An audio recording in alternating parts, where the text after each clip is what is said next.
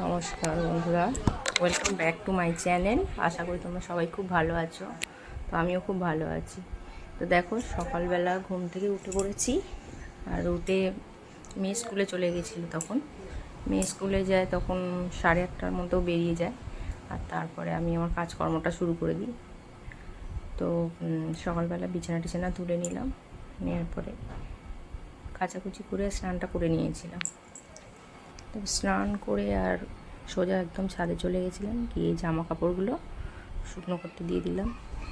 তো দেখো, আমাদের ছাদে কিন্তু অনেক ফুলের গাছ আছে। নয়নতারা আছে, অপরাজিতা আছে, আরও 2-3 রকমের জবা আছে। তো ওখান থেকে কিন্তু আমি ফুলও তুলি।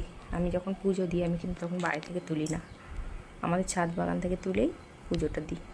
তো দেখো, এই যে বলেছিলাম না, দেখো এই এক ধরনের জবা। এই গাছটা, এটা একটা জবা। আর ছিল আরেকটা জবা গাছ, এখনও ফোটেনি, নতুন। এটা ছিল অপরাজিতা। তো ফুলটা তুলে দেখো হয়ে যাওয়ার পর আমি নিচে চলে এসেছিলাম পুজো টুজো দেওয়ার জন্য। তো দেখো, আমাদের গাছে কিন্তু সাদা অপরাজিতাও আছে, আবার নীল অপরাজিতাও আছে।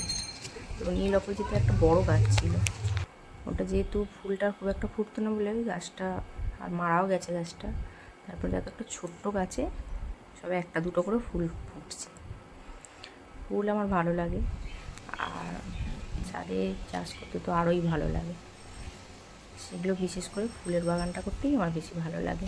তো এই জন্য শখ করে 2-4টে ফুল গাছ লাগানো হয়েছিল। দেখো, ওখানে কিন্তু বেগুন গাছও ছিল, সবে মাত্র বেগুন হয়েছে। আর যে বেগুনটা তোমরা দেখলে, এই বেগুনটা পরশুদিন এসে কিন্তু ভেঙে গেছে। তো এই গাছটা যদি কেউ চিনে থাকো, এই ফুল গাছটা, আমাকে জানিয়ে তো। খুব ছোট্ট ছোট্ট মেরুন কালার ফুল, ওই যে ছোট্ট ছোট্ট মেরুন কালার ফুল। তো দেখো, ফুলটা তুলে নিচে চলে এসেছিলাম। তারপরে একটু মাথাটা ছেনে নিয়ে একটু পরিপাটি হয়ে সিঁদুরটা পরে নিয়েছিলাম। আর তারপর সোজা চলে গেছিলাম কিন্তু রান্নাঘরে। তো তার ফাঁকে বলে দিই, আমি কিন্তু একদম নতুন ব্লগটা শুরু করেছি। তো তোমরা ভিডিওগুলো দেখো, আর যদি ভালো লাগে আমার চ্যানেলটাকে সাবস্ক্রাইব করে আমার পাশে থেকো, আর চ্যানেলটাকে লাইক কমেন্ট করো। তো দেখো, এখানে বাজার করে এনেছিল, পোনা মাছ ছিল, আর ছিল লোটে মাছ, ছিল মাছের কাঁটা, আর ছিল চিংড়ি মাছ, আর মাছের ডিমও ছিল। তো আমি তো সব একদিনে করিনি, সেদিনে করেছিলাম ঢ্যাঁড়স দিয়ে মাছের ঝোল, পোনা মাছের একটা তিতো ছিল, তিতো চচ্চড়ি, আর ছিল বরবটি কড়াই দিয়ে মাছের ডিম দিয়ে তরকারি, আর ভাত তো ছিলই। দেখো বন্ধুরা, আমার রান্নাবান্না কমপ্লিট হয়ে গেছে, আর মেয়েকে ওর বাবা আনতে গেছে। এই রান্না কমপ্লিট করে সব কাজ গুছিয়ে আর আমি এখন একটু বসে আছি, ও এলে আবার আমার কাজ শুরু হবে।